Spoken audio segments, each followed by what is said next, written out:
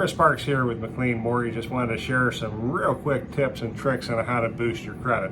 Have you ever run into somebody who says, I keep using my credit, but it never seems to go up?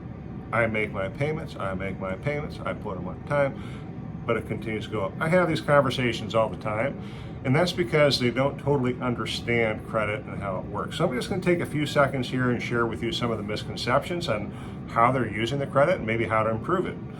Number one is most people, when they get credit, they're super excited. They got their credit card, they're ready to go, they have all the excitement in the world to make this happen, but the problem is that they go out with that credit card and they go on a vacation, and then they go to Home Depot, and then pretty soon they've got a couple store cards, they got their regular cards, they got all sorts of things going on. The problem is that now they start racking up the bills and they start getting into a point where they're at a utilization point that's kind of high. And they think, well, yeah, I am utilizing my credit cards, but now what? So the truth is that when we're extending credit or we're looking at your credit scores, we're really looking at your credit with the idea of how do you manage it, not necessarily how much do you use it. Because less use many times is more beneficial to you than more use. I've seen people with $1,000 balances have it at $999 and they're like, yeah, I'm using it. I'm using the credit. Yeah, you are. I can see it, but that doesn't show a sign of management. So what we need to do is if you want to improve your credit score, you need to lower your balance. Keeping your balances in between 10% and 30% of usage is really where you need to be when it comes to any type of credit card. Now, installment loans, car payments, house payments, those are different. Credit cards need to be between 10 and 30% of use. That means if you have $1,000 available, that you're never using more than $300. And the closer you can keep it to $100, the better off you're going to be. Tip number two.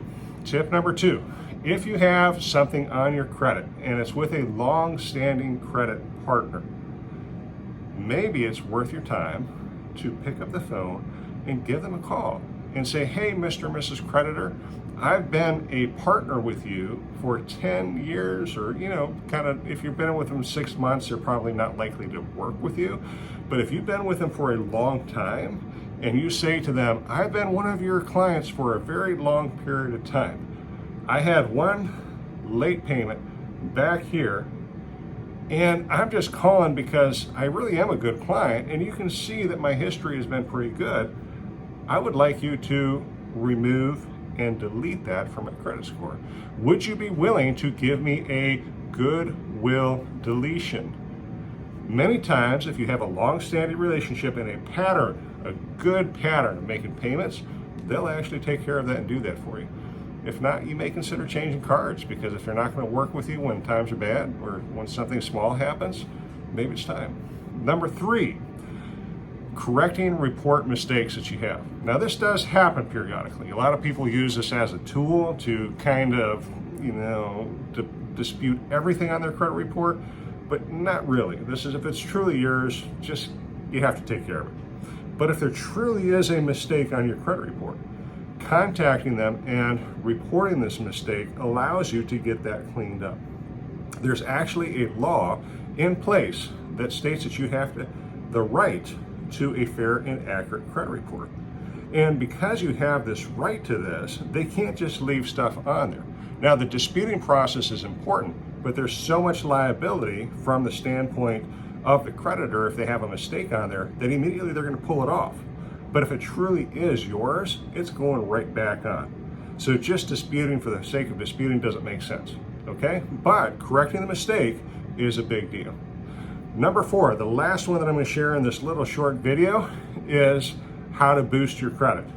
So as long as you're making the light bill payment on time, as long as you're making the Netflix payment on time, as long as you're making the Hulu payment on time, your gym payment on time, some of the utilities, water, sewer, different things like that, guess what? You can ask some of the creditors, in this case Experian is really good at it, to give you what is called a boost service. By adding those to your credit report, in essence, you're making those payments on time, figures into your credit score and helps you bring it up. Anyway, here's 4 tips I've given you, tips and tricks on how to boost your credit. I hope these have helped you during this time. Thanks for the opportunity to serve you and yours.